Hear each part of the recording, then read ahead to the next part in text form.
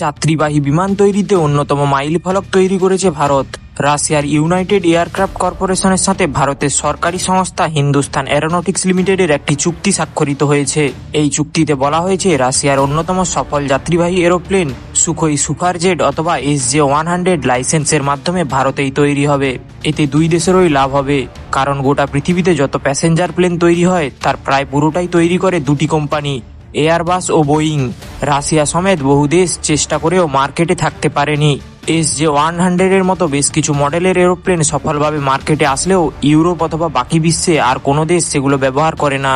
এখনো পর্যন্ত 200-র বেশি SJ-100 15টির বেশি কমার্শিয়াল এয়ারলাইনে সার্ভিস দিচ্ছে অথবা দিয়েছে। এবার যদি ভারতের দিকে আসি, তাহলে ভারতও কিন্তু কাঁচা খেলোয়াড় নয়। 1961 সাল থেকে 1988 সাল পর্যন্ত ব্রিটিশ আভ্রো BH-572 নামের ছোট যাত্রীবাহী প্লেন ম্যানুফ্যাকচার করত হাল। তারপর নিজস্ব ডিজাইনের NAL সারস নামের বিজনেস জেট আকাশে ওড়ায় ভারত, যার দুটি প্রোটোটাইপ ইতিমধ্যে তৈরি করেছে হাল।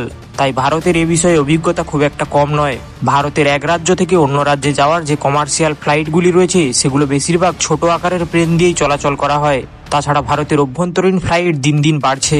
প্রত্যেকটি ডোমেস্টিক এয়ারপোর্টগুলোতে দিনে কয়েকটি করে এরোপ্লেন চলাচল করে, যা 2030 সালে আরও বাড়বে। তাই অভ্যন্তরীণ চাহিদা পূরণে ভারতকে এরকম একটা স্টেপ নিতেই হতো।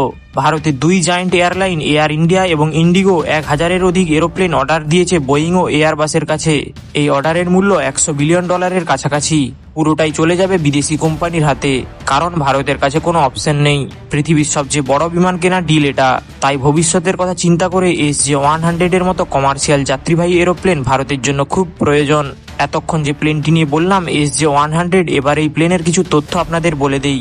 সুখোই সুপারজেট 100, সংক্ষেপে SJ-100, 2008 সালে প্রথম আকাশে ওড়ে।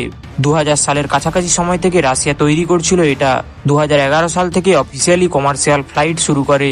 এমন নয় যে শুধু রাশিয়াতেই ব্যবহার করা হয়, মেক্সিকো, থাইল্যান্ডের মতো দেশেও ব্যবহার করা হতো, অথবা এখনো হয় খুব কম পরিমাণে, কারণ পার্টস পাওয়া যায় না। তবে ভারতের ব্যাপারে এরকম হওয়ার সম্ভাবনা খুব একটা নেই, কারণ এখানেই যেহেতু তৈরি হবে আর বেশি পরিমাণে হবে, তাই খুচরা যন্ত্রাংশ এখানেই তৈরি করা হবে অনুমান করা যায়।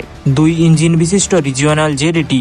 2 জন পাইলট এবং 102 জন প্যাসেঞ্জার ক্যাপাসিটি রয়েছে। সর্বোচ্চ 41,000 ফুট ওপর দিয়ে যে কোনো আবহাওয়ায় উঠতে পারে এটি।